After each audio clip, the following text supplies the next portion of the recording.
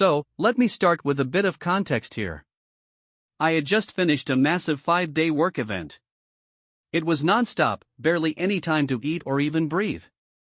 I'm talking about getting a total of 10 hours of sleep over the entire 5 days. Exhausted doesn't even begin to cover it. The kind of tired that hits your bones and makes everything feel foggy. Anyway, the event's finally over, and I had to fly out of the country right after to attend a meeting with a client. I get to this rundown motel, and I won't lie, it's a bit sketchy. The carpets are stained, the blankets feel damp, but I'm so wiped out at this point that I don't even care. I'm just thinking, get in, sleep, and survive the night. So, I drag myself up to the room, barely even look at the place, and crash on the bed. It's barely 8 p.m. local time. I'm so tired, I'm asleep within minutes. Around 11 p.m., I'm ripped out of my deep sleep by the sound of the motel phone ringing. I'm half conscious, still tangled in a haze of exhaustion, but I manage to pick it up. Hello? I mutter, my voice thick from just waking up. The person on the other end says, "We've received a noise complaint from your room." I'm confused as hell. Noise complaint? What are you talking about? I've been asleep this whole time. They sound a little too calm for my liking, and ask, "Are you sure it's not someone else in your room making noise?" I'm wide awake now, trying to focus through the fog, and I snap back, "No. I'm here alone. There's no one else with me." They pause, then ask again, "Are you absolutely sure you're alone?" I'm starting to get annoyed, and honestly, a little creeped out. Yes. I'm sure. I'm alone. No one else is here. Can I go back to sleep now? They finally just say, "Okay. Sorry for the inconvenience. Sleep well." And that's it. The call ends, and I'm left staring at the phone, trying to make sense of it. I try to go back to sleep, but something doesn't sit right. I'm lying there in the dark, eyes wide open, staring at the ceiling, thinking about that conversation. It was weird. Too weird. Why the hell did they need to ask me so many times if I was alone? And why would there be a noise complaint in the first place? I didn't hear anything. I try to shake it off. I'm tired. Maybe I'm just overthinking things. But the more I think about it, the more unsettled I get. Why would they be that insistent about checking if I was alone? It's like they were probing, trying to get some kind of information from me. I eventually fall back into a fitful sleep, but that feeling stays with me, like a nagging itch I can't scratch. I wake up the next morning with a groggy, heavy head. I still feel drained from the past few days, but I have to get up, get dressed, and head out for my meeting. I don't think much about the call last night, just another weird motel experience, right? But as I'm packing my things, I can't shake the thought of what happened. I start replaying the entire conversation in my head. It wasn't just weird, it was off. The more I think about it, the more I realize I never actually heard any noise the night before. Not from my room, not from anywhere in the hall. It was completely quiet. And then I start to wonder.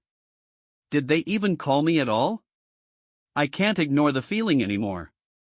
I grab the phone from the nightstand, check the call history. There's nothing there. No record of the call from last night. Now, I'm really starting to get uneasy. No call history? What the hell? I mean, I definitely remember picking up the phone and talking to someone. Hell, I even remember being annoyed at their questions. But now there's no trace of it? I sit down on the bed and just stare at the phone for a few minutes, trying to process what's going on. My first thought is that maybe it was some weird glitch or a prank. Maybe they just didn't record the call. But something in my gut tells me that's not it. That doesn't explain why they were so insistent on asking me if I was alone, or why they needed to know so much about my situation. I stand up and walk to the door. I check the lock. Chain lock, extra latch, the whole deal. I've never been so glad to have that extra security. I start to put two and two together. What if someone's been calling the rooms?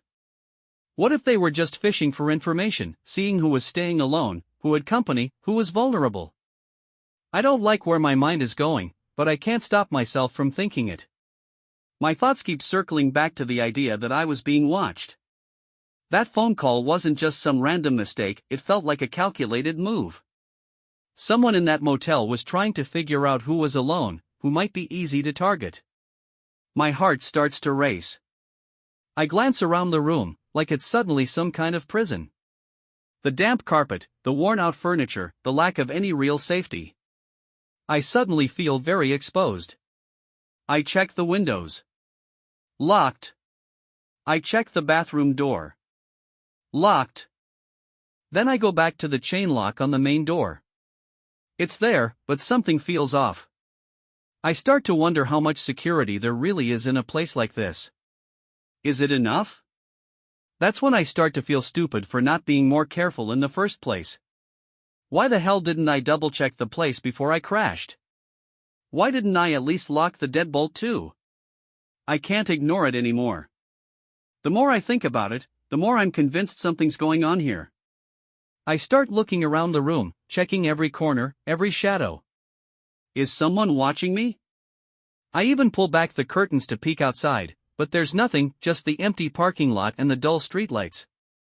I tell myself to calm down. I'm just paranoid. This is probably just some strange coincidence. But still, the more I try to convince myself, the more I feel like I'm being led into something I can't control. I decide to ask the front desk about the call. Maybe it's nothing. Maybe I'm just overthinking it. I march down to the lobby, trying to shake the feeling that something's off. When I ask about the call, the front desk clerk looks at me like I've lost my mind. "We didn't make any calls to your room last night," she says, like it's the most obvious thing in the world. No complaints, no nothing. I'm starting to feel a little dizzy, but I hold my ground. "Are you sure?" "Because I got a call, and someone said there was a noise complaint." She looks confused for a second, then shrugs. Maybe it was a mistake. It happens sometimes. I don't believe her. I don't know what's going on, but the entire interaction feels fake.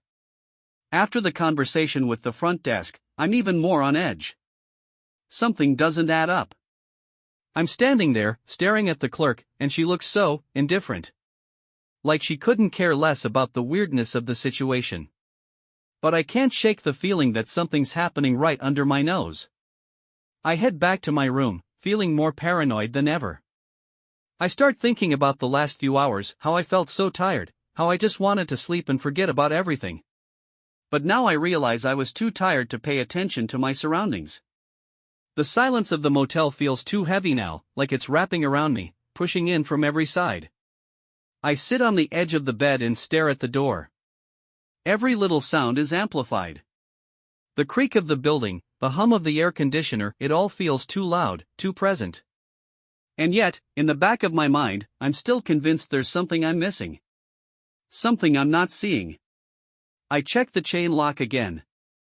I've checked it a dozen times, but I keep doing it. Just to be sure.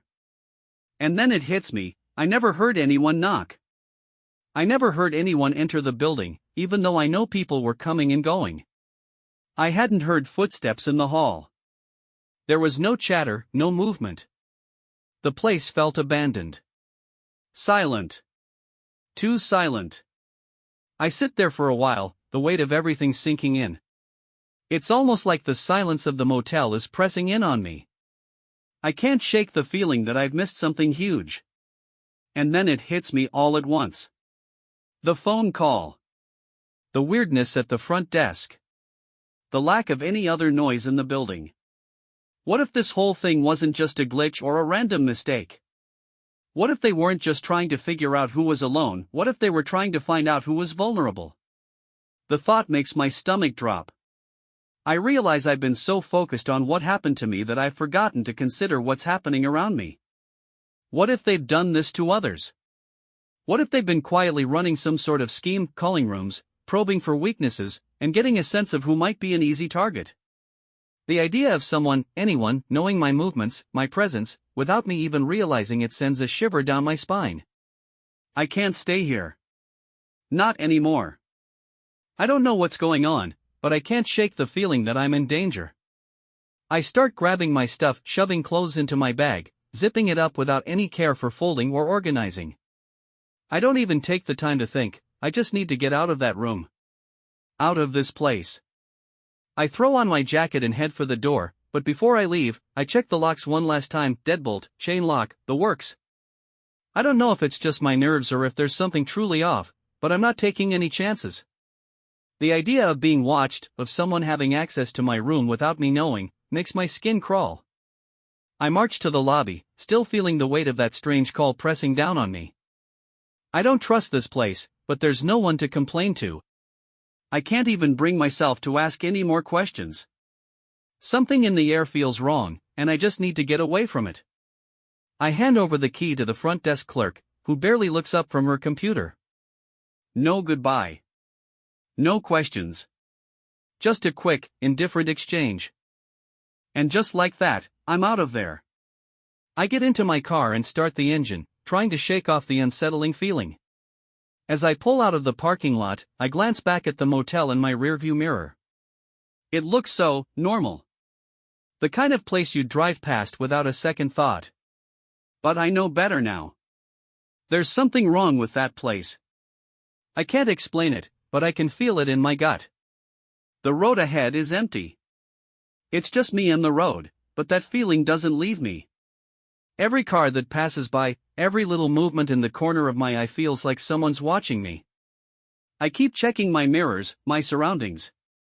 I'm hyper-aware, scanning for any signs that something's off. The more I drive, the more I realize I've been holding my breath this whole time. I force myself to relax, but my thoughts keep spiraling back to that phone call, the weird interaction at the front desk, the silence in the motel. It feels like I've just narrowly escaped something, but I can't quite put my finger on what it was.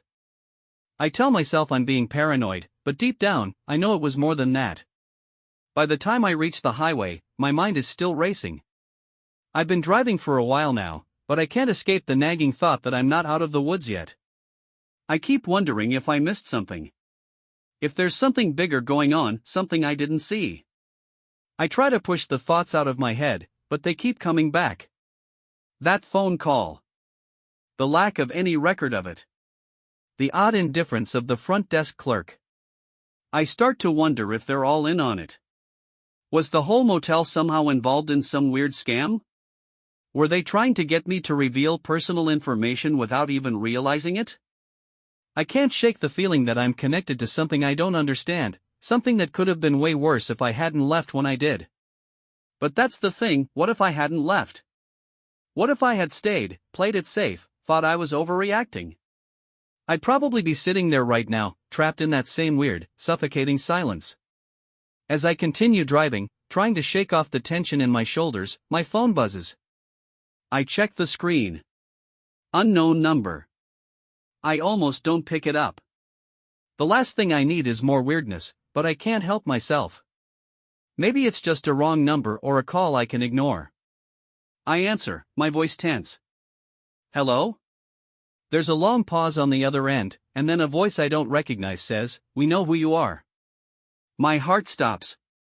I'm silent for a moment, my grip tightening on the steering wheel. This is it. This is the moment I've been dreading. I almost hang up, but something stops me. Instead, I manage to stammer, "Who is this?" The voice doesn't answer directly. Instead, they say, "You shouldn't have left. You've made a mistake." I feel the blood drain from my face. My mind is racing. How did they know where I was? How could they be tracking me? Before I can respond, the line goes dead. I'm left in stunned silence, the words echoing in my head. You've made a mistake. I glance nervously around, scanning the road, half expecting someone to be following me. I pull over to the side of the road, my hands trembling. I can barely keep my eyes on the road as I replay the conversation over and over in my head. Whoever was on that phone call knows something. They know where I've been, they know I left the motel, and they're not happy about it. For a moment, I just sit there in my car, staring out at the empty road, wondering what the hell is going on. Who the hell was that? Why would they say something like that? My mind is spinning in 100 different directions, but one thing becomes crystal clear: I can't let this slide. I'd been running from this feeling, hoping it was just paranoia. But now it's real. This is something bigger.